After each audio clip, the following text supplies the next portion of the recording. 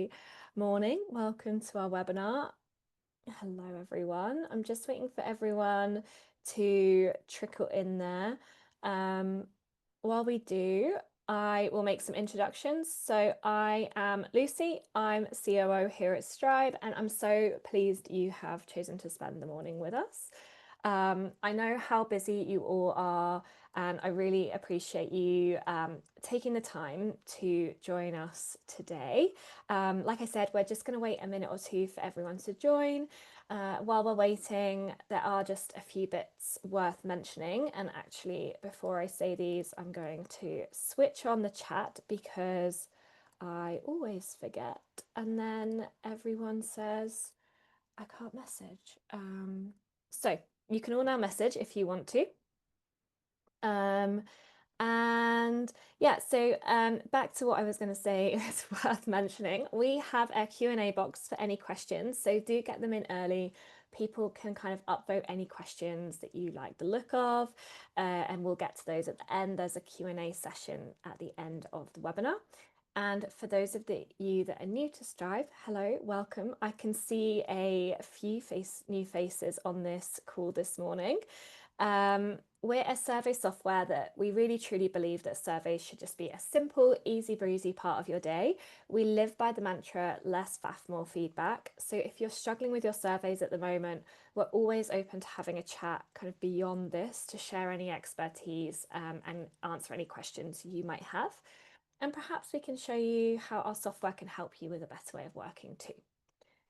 We've supported over 1,000 HR leaders now. We launched in 2020, so we're very, very proud to have just hit that milestone. So we're supporting over 1,000 HR leaders with their surveys, including those at kind of UK Space Agency, Newcastle United Foundation, London Zoo, and so many more. And I think just looking at the numbers, we can start getting into it. It looks like the numbers are settling. So let's get into it. And I'm just going to very smoothly switch over to my share screen, which is here. So just need to shuffle a few bits around. I hope you can kind of see my screen. If you can't, please do shout. So today we're going to be exploring a few different sorry, I'm just double checking you can see the right thing. Today we're going to be exploring a few different topics all around kind of how to spot when your survey platform is holding you back and how to fix it. It's one of the number one things we see. A lot of that is kind of rooted in the survey software you're using, perhaps not being quite right for your organization. We're going to be talking about the principles of smarter surveys and how to plan and run surveys that really do reduce your workload, not add to it. And we're also going to be looking at kind of what good looks like in terms of surveys. So you can keep these principles in mind for your current software, or if you're considering switching your future. There's my stumble of the day. Or if you're considering switching your software in the future, you've got some ideas and some principles to stick to when you're shopping around. We're also going to share a real life case study from one of our own customers so you can see how everything kind of comes together to create a really positive change for employees. So let's get going. Sorry, I'm clicking on all the wrong buttons today. So it can be really easy to get overwhelmed when thinking about how you tackle employee surveys. We're hearing a lot from HR teams who are really frustrated for one reason or another. Maybe they're struggling with systems that are too big and too complex for their team or their resource. When you're spending money on software, it can be very easy to kind of think, okay, let's go bigger. We've got budget, like let's get the most we can for our money. But actually, you need to think about the knock-on impact that's going to have for that full cycle and that full efficiency within your team. They're getting frustrated. Maybe the insights they get from their surveys aren't clear, and it actually is giving them more questions than answers. A lot of teams are also running into rising costs at the moment, either directly from their survey providers or elsewhere, which is squeezing budgets and possibly forcing them to use kind of free survey software, which again has its own kind of friction that it introduces. There's also another kind of factor. Maybe they're getting little to no support from their current survey software. So when they have questions around things like best practice, or you want to know how to get the best outcomes for your goals, you're not getting anything back, and it can be quite difficult to get in touch with that customer support. You also might need to be paying extra for that. When there's so much pressure to deliver insights quickly, if you are using software that introduces any of this friction, it can just create kind of more admin, wasted time, and even incorrect action planning, which sets you off down a whole different course. So today we're going to be unpacking a little bit about where these things are going wrong and hopefully give you some tips to avoid these for your future surveys. So oh gosh, I don't know whether my fonts come through for you guys there. Surveys should really help us understand and improve things like culture, well-being, employee sentiment, or engagement, but the tools do often get in the way. It's not something that many people recognize, and as we go through this webinar, you will probably start to see where those little bits of friction are within your own software and your own processes. There's so many hidden costs to taking on complex survey software. It's more than just money. It can be wasted time, lost momentum, survey fatigue in your employees, and all of this contributes to lower employee engagement overall, which is the exact opposite of where we want to be when we're running employee surveys. The issue in general isn't the surveys themselves, even though it can be very easy to blame that. And it's how we set them up and run them. And that leads us into this vicious cycle. The first survey didn't give us insights because of maybe poorly designed questions or overwhelming reports. So we feel we need to ask more questions in the next survey to get some trends and insights that we really can work with. This then leads to data overwhelm, usually because of more poor surveys or overwhelming reports. Then our surveys take longer to action plan because we've been asking more questions. So we end up stuck in this loop, more questions, more data, but less clarity every single time. And while we're drowning in dashboards and spreadsheets, the real purpose of the survey, listening, learning, and improving, gets lost because we're stuck in this cycle of task, task, task. So there are kind of three areas that might be making you feel like your employee surveys are broken. One is the platform. And the platform kind of typically comes down to three areas. It could be too complicated. Maybe you've got advanced filters, conditional logic, the list goes on. There's a jungle of features out there, and they're built for data scientists, not HR teams. It can mean you spend hours trying to figure out how to build a survey or how to analyze it, or you're just avoiding deep diving into your data altogether, potentially missing out on crucial insights, all because it's just a little bit too complicated. Complexity doesn't always equal capability when it comes to survey software. And that's one thing to keep in mind when you're comparing different survey platforms, is that hidden cost to them. Yes, they might have all of these amazing features, but are they going to add time and tasks into your day? The second one is they can actually be really, really hard to navigate. Dashboards can be unintuitive. It can be kind of unclear which data matters, or there are hidden settings and clunky export that make things feel really overwhelming. On top of all of this, there's always a million charts and graphs that give you kind of no real narrative. So you're sat looking at all of these things and you're not quite sure what the story is behind them. The third friction piece when it comes to platforms is they might not integrate very well with your workflow. Your surveys at the start really need to be able to reach everyone, whether that's via a mobile app, Teams, Slack. You need to have the best opportunity for great survey response rates, because those survey response rates will ensure that the change that you're making from your surveys represent everyone. To keep admin low, it should also, at no extra cost, integrate with things like your HRIS, so you don't need to go through a lot of manual work to upload and manage your user lists. Again, just reducing that task list and reducing that workload when it comes to your surveys. Sorry, I'm just going to check the chat 1 second and just double check everything's okay. Perfect.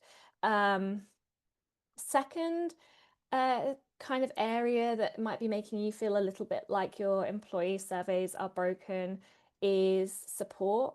you don't want to feel on your own when things aren't going your way. Maybe you're unsure about how to set up a survey in the way you want, or if something breaks, you want to be able to reach a team and have a friendly team that's on your side and really gives you a ton of support and detail around those problems. Oftentimes that might come at an extra cost with some survey platforms. So if you are shopping around for survey support software, it's worth keeping that support piece in mind and having a think about what support you will need when you're setting up surveys and when you're analysing them, and whether that's included or extra. The third thing is the impact. The tech you're using has meant that your employees, it might mean, with the way that the tech is set up, that your employees and maybe even senior leaders have kind of stopped trusting the process. Maybe your results have started gathering dust because you can't analyze them in the way that you want to, or maybe you're not getting the survey response rates you need to create that representative change. So there's a lot of different things within the survey software itself that can stop that impact from happening. And let me get this clear. You are doing your best, but it's just that that system is really against you. So if this sounds familiar, you're not alone. This is why we're running this webinar today. The majority of the HR people I'm speaking to at the moment are running into these issues. And the good news is that you don't need to put more work into it. You just need to take a step back and simplify what you're already doing. So let's have a little chat about the 3 principles of smarter surveys that we've seen make the biggest difference in practice. And this is kind of something that you can apply to your current surveys, whether you're currently using survey software or not. And the first one is to ask better, not more questions. So think about question quality. This, above all else, is what will make the difference for your survey cycle. The second one is acting on what matters. Some employee survey software will have this perfect measure of employee engagement and will only let you ask a certain set of questions, or won't allow you to tailor any questions. So whilst this is fine, every organisation is so different, and you have different employees, you have unique challenges and different resources and time available for action planning. So asking questions because you have to that are irrelevant or creating extra work or expectations will only harm your surveys in the long run. So think about how you can tailor some of those questions so that you're really truly acting on what matters and what you can focus on. The third is always share results. Employees need to be able to see that you've listened and taken on board their feedback. And part of this is sharing the results and letting them know what you can and can't change as a result of the survey. If you can't do this within a reasonable time frame, then it may be that your survey software is causing you issues, but we've got a few tips coming to help you solve that. So let's have a little look at each of these in a little bit more detail. So long surveys can lead to kind of low completion rates and really poor quality data as well. It can be tempting to ask everything, including the kitchen sink. You have employees' attention, you've put effort into promoting the survey. Why wouldn't you just ask those extra couple of questions? But you need to have a think about the fact that it will overload your team with far too much data. It will take you a really long time to get through that data. You might rush certain parts of the decision making, and all of this will impact that quality of the outcomes and action planning that you put in place for your employees. So thinking about all of this, my top tip would be to match the questions to your decisions. What do you want to learn that you can, 1, definitely act on, and 2, positively change for your employees? Remember that in all of this, you need to think about the way that you're structuring and asking those questions as well, making sure that you use plain human language and avoid introducing any kind of misunderstandings or leading questions. One of the things that we've built into Strive, because we recognise this is one of the most important parts of survey writing, is actually a survey question checker that makes sure that all of your questions, whatever you might want to ask, are really good quality questions. We check them against a bunch of market research principles, and we make sure that they're written well, they're simple and easy to understand, and you can check each of your custom questions with that AI question checker. If it finds that there are a couple of things that you need to improve, it also gives you suggestions. So you don't need to go back to the drawing board. We've already done that for you. So it's really, really easy to kind of integrate into your workflow. We also have a question bank created by our people scientists. So you also have a quick and easy option there if you want to use that too. Remember that a shorter, smarter survey is more likely to be completed, it's more likely to be understood, and it's more likely to be acted on. So it just keeps everyone happy. So that's the first principle. The second one is if your platform forces you to ask the wrong questions or stops you from adjusting your survey to what actually matters right now, no matter how hard it is to drive change, or if you're asking questions about things that won't change or can't change, that's when things like survey fatigue kicks in. People stop trusting the process because they're being asked questions and nothing's changing on it. So you need to have a think about kind of, this is like a kind of backwards plan here. The goal is really, really simple. One insight should equal one clear action, but I always like to start with the actions. Have a think about what the action might be if you ask a certain question, and have a think about if you can truly create that change within your workplace. Then work backwards about what that question might be to help you understand what that change should be. So one insight should equal one action. If your survey shows that people want more clarity perhaps on their goals, then that's a simple case of updating your OKR process or maybe refreshing your one-to-one conversations. In things like engagement, retention, and well-being, they all improve when people see change happen, and that's the focus of these surveys. That's why your survey platform really needs to be flexible enough to fit your people, your culture, and your priorities, not someone else's preset template. And that's really something you need to keep in mind. It's also exactly what we're built for here at Strive. We make it really easy to build the survey that you need, build your own KPIs and values based on what matters to you, and give you the ability to act on what matters and leave the faff behind. Close the loop or lose trust. This is probably one of the most overlooked parts of the whole survey process. Oftentimes, because everyone's working on the survey and they're in agreement that it'll happen, it's almost kind of becomes like an afterthought. And closing the loop and feeding back the survey results connects directly back to what we've just talked about. If your system is flexible enough to give you the right insights really quickly, there's no excuse for keeping people waiting months to hear the results. In fact, we actually recommend telling your employees before you even launch the survey when they'll hear back from it. Whether it's 2 weeks or a month later, set that expectation up front. It really truly builds trust in the process, and you'll see a much better completion rate for it. Because let's be honest, if it's taking you 3 months to share headline results, the problem isn't your survey, it's definitely your system. We make it really easy to pull out those key insights and act fast, but here are a few other tips that might help you. Remember to share what you've learned, the good, the challenging, and the unexpected. It's okay to be honest, and transparency is really, really encouraged when it comes to employee surveys.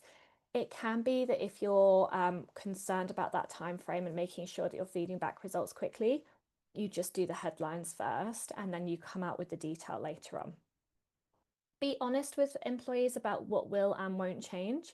You can't fix everything, and that's okay. People do respect honesty more than silence. I think oftentimes we put a lot of pressure on ourselves to always create change from surveys, but it's actually perfectly okay to say that we can't change it, and here's why, but we appreciate your feedback nonetheless.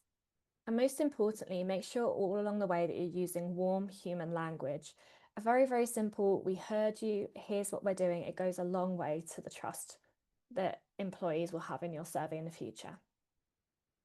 This is how you kind of keep that trust alive in the survey process, by closing the loop quickly, clearly, and honestly. And now we are going to look at what good looks like. So in terms of your survey tools itself, good survey tools, they don't need to add complexity. The best ones actually remove friction and introduce less to your to-do list. I hope you've kind of picked that up from what I've been saying along the way.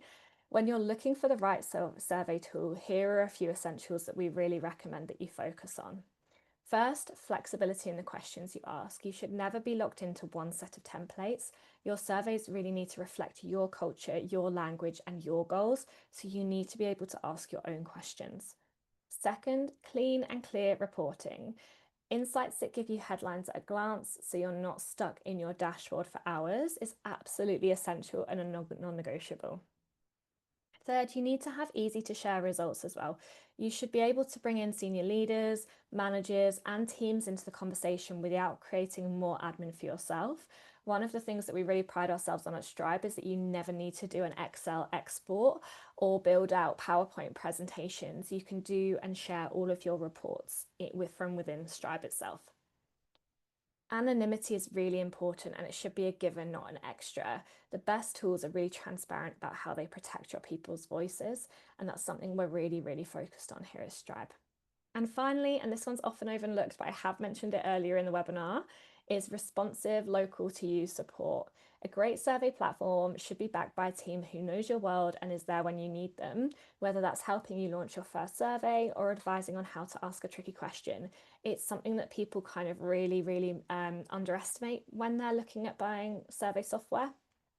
But it's actually one of the things that will make or break your experience. So make sure you're asking those questions and keep an eye out on whether that's included within your price or if it's an added extra.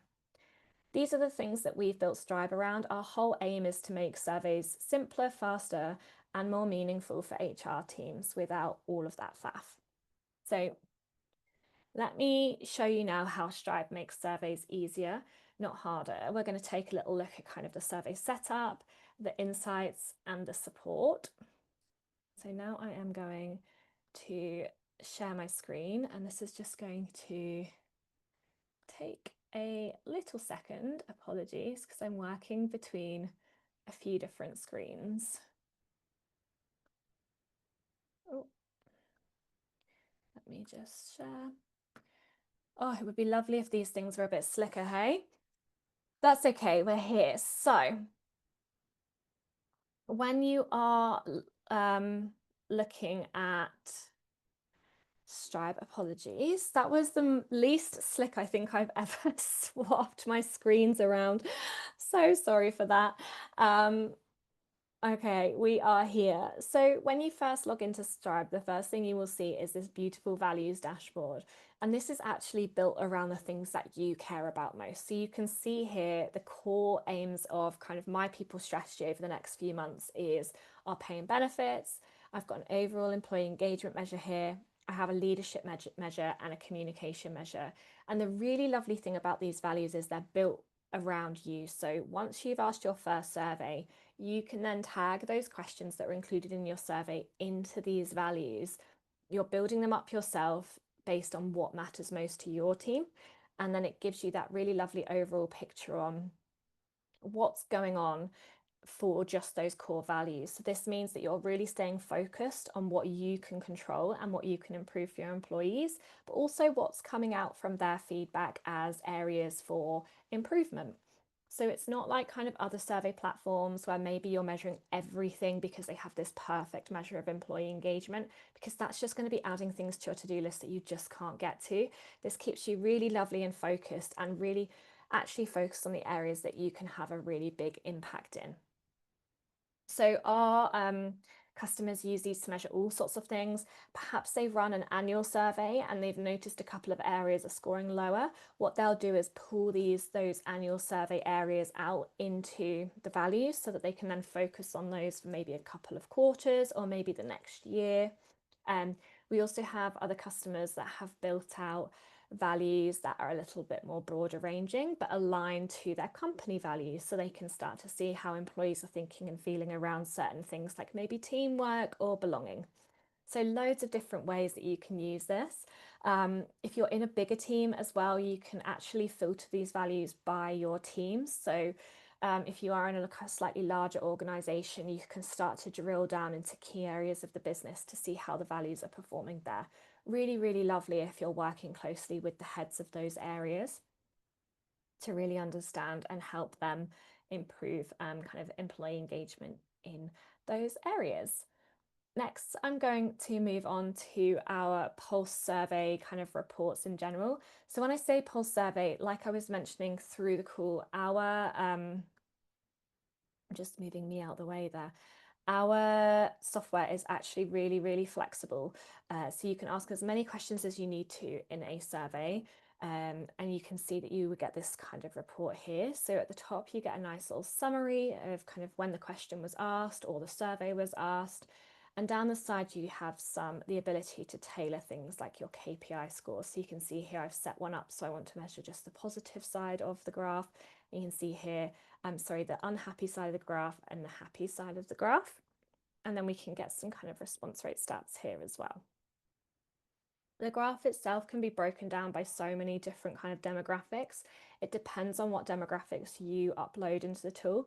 But you can see here I can toggle between things like team, gender, line manager, and I start to get a really interesting picture of kind of, okay, so this is my organization average. You can start to see where certain teams are sitting. With Stripe, every quantitative scoring question is coupled with a follow-up question. And that's really important to us because it stops with that, oh gosh, I've got so much data to go through, I don't know where to start kind of question. So with the follow-up question, what that does is that actually gives you the additional detail you need to understand the context behind the scores. So we can see here business development is scoring quite low. So what I might do is filter my report by business development, and I can do that really, really quickly and easily here. And then as I scroll down, I can start to see where, with some of things like our word tile feature or our key themes, where that negativity is coming from and those negative scores. So I can see here, I'm seeing 2 people have selected feedback. I can see current projects is kind of flagging as well, and maybe salary is coming through too. So I can start to get an idea of the picture that's going on just within that specific team already. And I think what we've spent 2 minutes in this report so far. The other thing I can do is I can color this word cloud here by things like our average response rate.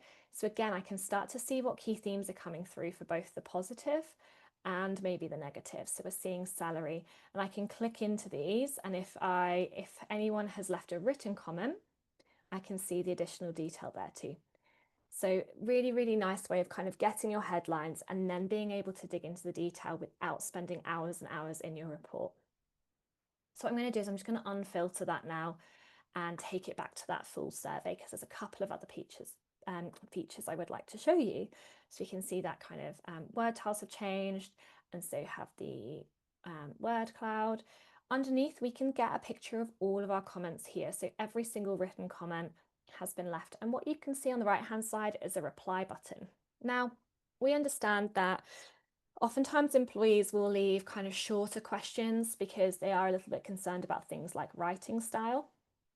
So what we've done is we've actually linked up our employee voice messenger to our survey feature. And what you can do is you can reply to any employees that have opted in. So we can see here this employee has left no one is helpful at all as a comment. Now, with the majority of anonymous surveys, there's nothing you can do about that. You won't be able to find out who that employee is and reply to them or provide them with extra support.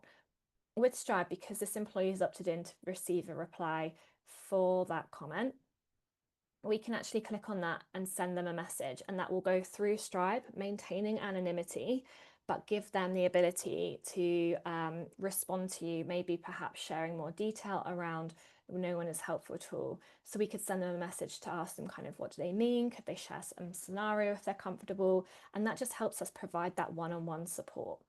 So again, we've spent not too long in this report at all, and we already have a better understanding of why our biz dev team are maybe scoring quite low on that question. And we also have been able to provide some one-to-one support to some of our less happy colleagues. The final thing I want to show you is just the survey setup to get a sense of how simple it really is. So you can see here when you launch your survey builder, you can either start from scratch or you can select a question from our question bank. So we have a number of different benchmark questions here, but we are going to start from scratch today so I can show you our AI builder. So we might say this is the well-being survey for July. And then we will type a well-being kind of themed question in here. So we might say, how is your financial, I can never spell when I'm doing these things, and physical well-being. Now, typically this is a fairly poor question for a couple of different reasons. In fact, I usually say how good. Oh,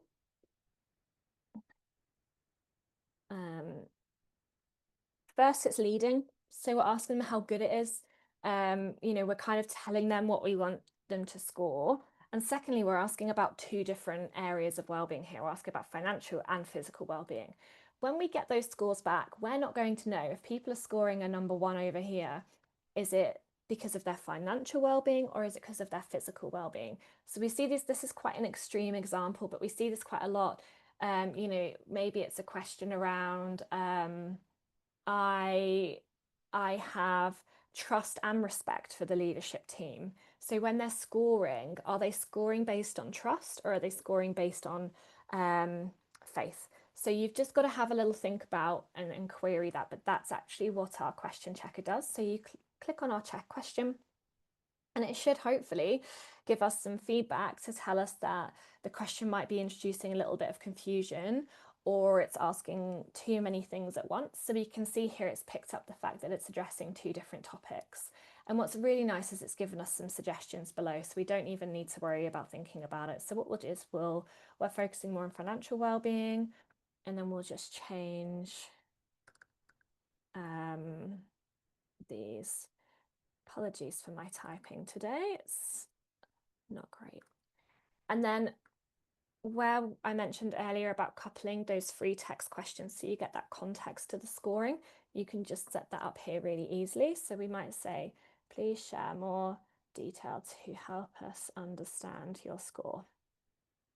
And then with the word tiles, these are actually little buttons that employees can select to assign a theme to their score without writing within that free text box. Because we understand sometimes with employees that the free text box, it can be quite intimidating for a number of different reasons.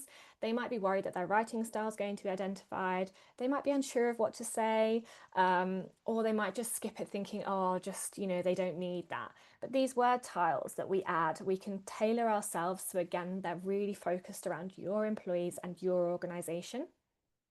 And the system will generate it themselves. So we can see here, there's some pretty good suggestions, but we can also add extras if we want. So we might add in things like pay rise or mortgage, and we can click save and add those on. So that gives the employees the ability, like we saw within the word tiles here, to give some context to their score without adding that free text question.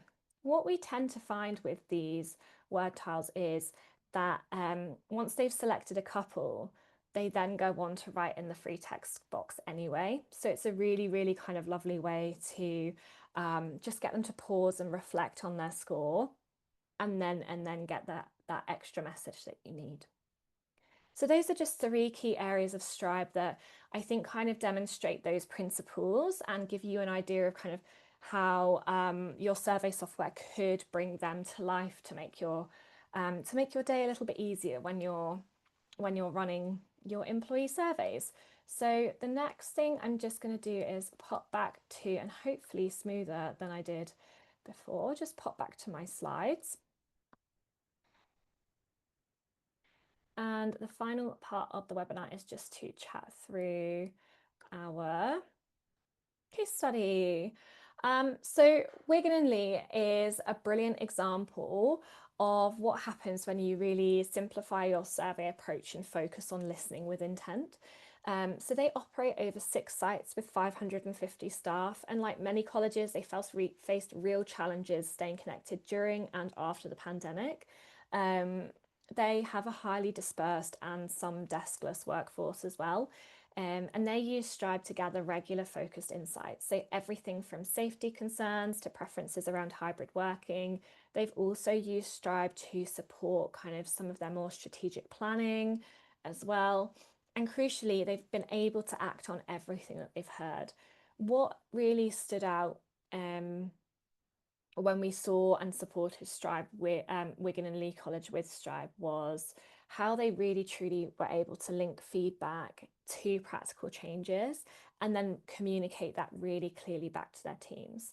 So as a result, they went from a 1-star to a 3-star rating in the Times Best Companies listings in just 1 year, which is really, really impressive.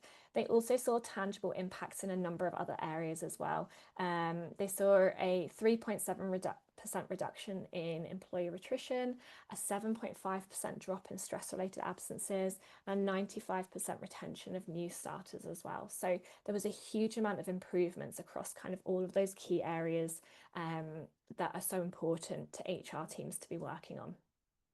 And on a more human level too, you would have got a sense through that demo there that, we're really focused on the headlines and improving those bigger stats for you, but also focusing on that one-to-one as well. And on a more human level, one line manager even received a shout out through Stripe that kind of moved them to tears a little bit. And it's a reminder that those small moments of recognition can go a really long way. And that's one of the features we have is a peer-to-peer shout out feature alongside our survey feature as well, because we love to get feedback from all different areas for you. I think Wigan and Lee in particular are a really amazing example of how getting those basics right, short, relevant surveys that are acted on quickly, are really able to drive improvements in those key areas and improvements in culture and employee engagement overall as well. So I just wanted to stop here and just see if anyone has any questions at all.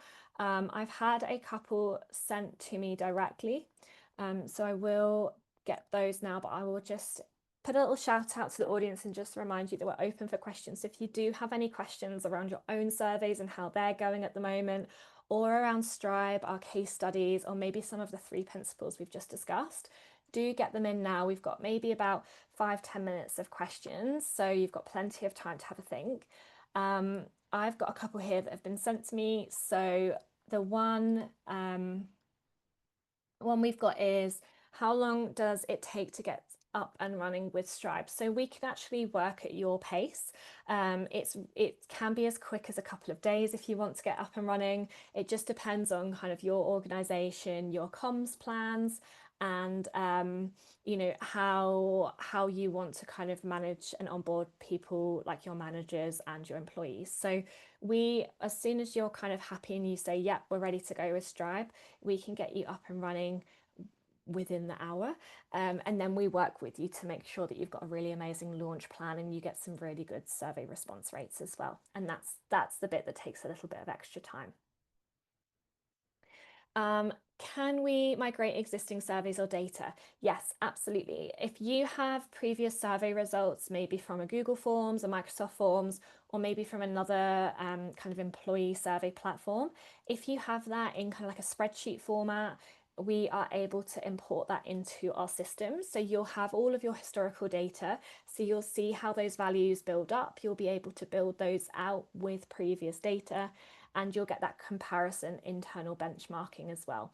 So yeah, as long as it's in something like a spreadsheet, we can absolutely do that.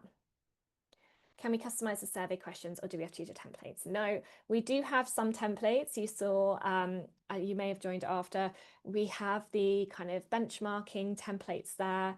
And you're also able to just simply type in your own questions too. So that's really, really useful if you're working with a lot of different stakeholders in your organization. If you are working on kind of like a joint document where you're building out the survey that way, it means you can just copy and paste those questions into the survey builder rather than then having to trawl through a library and find the equivalent and put that in. Can senior leaders easily understand the data without training?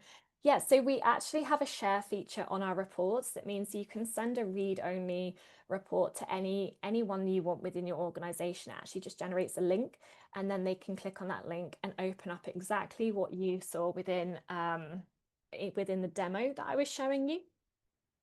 The only difference is you can choose whether to toggle on or off those free text comments, and you can also choose to filter that read-only report by just the key areas of the business. So perhaps if your senior leader only looks after one area of the business, you could filter the report and then share it with them so they just see their own area. So they'll receive the report as I showed it to you.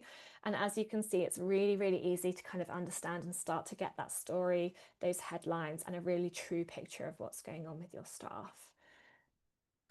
I'm just I've had one more through. What if we haven't acted on feedback in the past? How do we communicate that without losing trust? So we always say kind of honesty is the best policy and transparency is really, really key. So oftentimes it is just about recognizing that situation a little bit and just saying these are the reasons that you know, perhaps we didn't communicate last time. Here's how we're changing the process.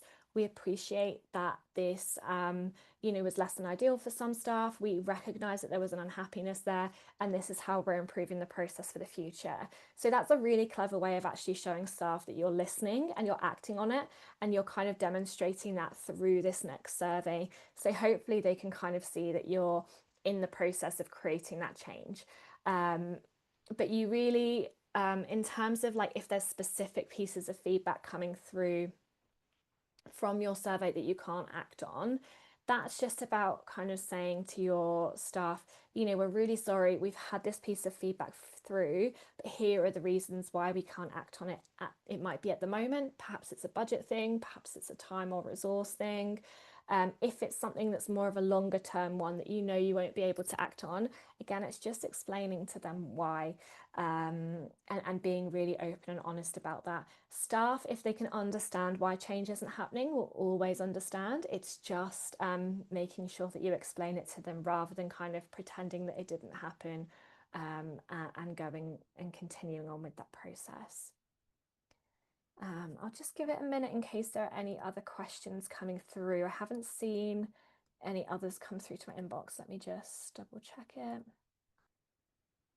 No, I think I caught them all. Okay, well, thank you so much, everyone, for joining. It was so lovely to have you, and to have so many questions as well, was so, so lovely. After this, I always ask if you have any insights that you loved, please do share them on LinkedIn, tag myself, tag Strive. We absolutely love to hear what you've learned from these talks. Our next webinar, I suspect now, will be September, so keep an eye out for those dates. And for those of you that are Manchester based, we are running monthly HR rambles where we bring the HR community together to discuss a number of different topics. Last time it was kind of the mental and emotional load of HR and how we can do more to support each other. And we had a really lovely walk along Salford Quays and discussed a number of those kind of questions around that. So we are going to be running another one at the end of this month. So if you are Greater Manchester based, we'd love to see you there. And yeah, apart from that, have an amazing day. I hope you all get some time in the sun, and thank you so, so much for joining us. And we can't wait to see you at the next one.